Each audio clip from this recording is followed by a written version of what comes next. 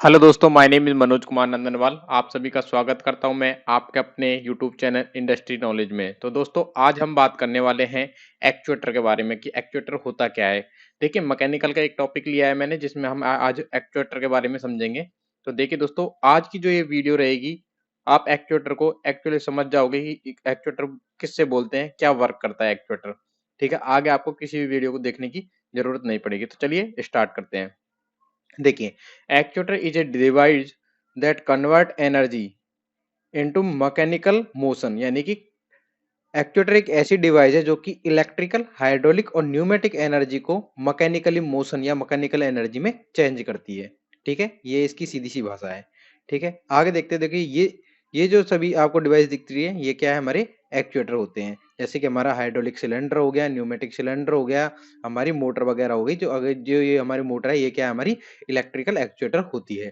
ठीक है, electrical actuator का मतलब क्या है, देखिए दोस्तों, ये जो हमारी इलेक्ट्रिकल मोटर होती है, ये क्या है कि इलेक्ट्रिकल एनर्जी को किस में चेंज करती है, मैकेनिकल एनर्जी में चेंज करती है। इसी तरह हमारे ये सिलेंडर होते हैं जो कि हमारी एक एक्सटर्नली सोर्स से क्या करती है, हम एक्सटर्नली सोर्स यानी कि मान सकते हैं हमें ये हमारे पास में न्यूमेटिक सिलेंडर है, तो इसमें क्या है कि एयर जो होती है, कंप्रेस्ड एयर से हम क्या करते हैं, इसमें जो रॉड लगी हुई होती है उसे मूवमेंट कराते हैं। तो उससे क्या है कि हमें एक मैकेनिकल एनर्जी मिलती है।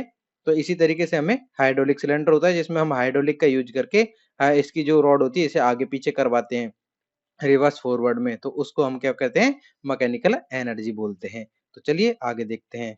देखिए, actuator can be found in A variety of application include robotic, air space, automotive and industrial automation, यानी कि एक्चुएटर का उपयोग हम कहाँ कहाँ पे कर सकते हैं। देखिए, रोबोटिक में, एरोस्पेस में, ऑटोमोटिव में और इंडस्ट्रियल ऑटोमेशन के लिए हम इनका उपयोग करते हैं। ठीक है, आगे देखते हैं।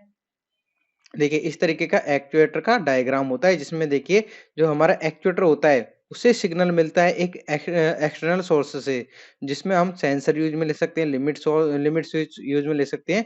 जो भी चीज हम लगाना चाहते हैं उससे हमें एक इनपुट मिलती है, यानी कि जिससे हम उसे कंट्रोल कर सकते हैं। ठीक है, तो उसमें उससे क्या है कि इसे कंट्रोल करते हैं तो हमें क्या है कि जो एक्सटर्नल एनर्जी होती है कौन सी, जैसे न्यूमेटिक होगी, हाइड्रोलिक हो गई, इलेक्ट्रिकल हो गई, उससे हम क्या है कि एक्चुएटर को ऑपरेट करवाते हैं। ऑपरेट करवाते हैं, जैसे ही हमारा एक्चुएटर ऑपरेट होता है, तो एक्चुएटर जो ऑपरेट होता है तो इससे क्या है कि हम इससे ऑपरेट होने पर हमें मोशन मिलता है। क्या मिलता है, मोशन मिलता है, यानी कह सकते हैं कि मैकेनिकल एनर्जी में चेंज करते हैं। यानी कि हम इलेक्ट्रिकल एनर्जी, न्यूमेटिक एनर्जी और हाइड्रोलिक एनर्जी को हम किस में चेंज करते हैं, मैकेनिकल एनर्जी में चेंज करते हैं।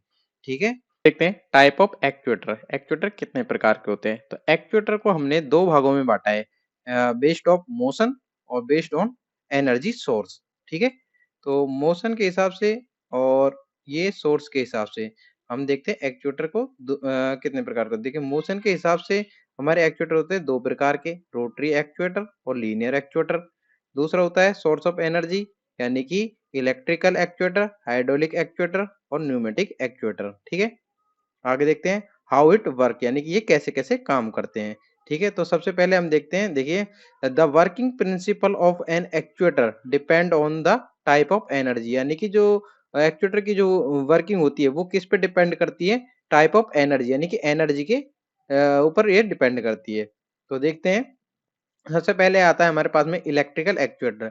इलेक्ट्रिकल एक्चुएटर, देखिए, electrical actuator uses electrical energy to convert into rotational और लीनियर मोशन, यानी कि इलेक्ट्रिकल एक्चुएटर जो होता है ये क्या है कि इलेक्ट्रिकल एनर्जी को कन्वर्ट करता है रोटेशनल और लीनियर मोशन में।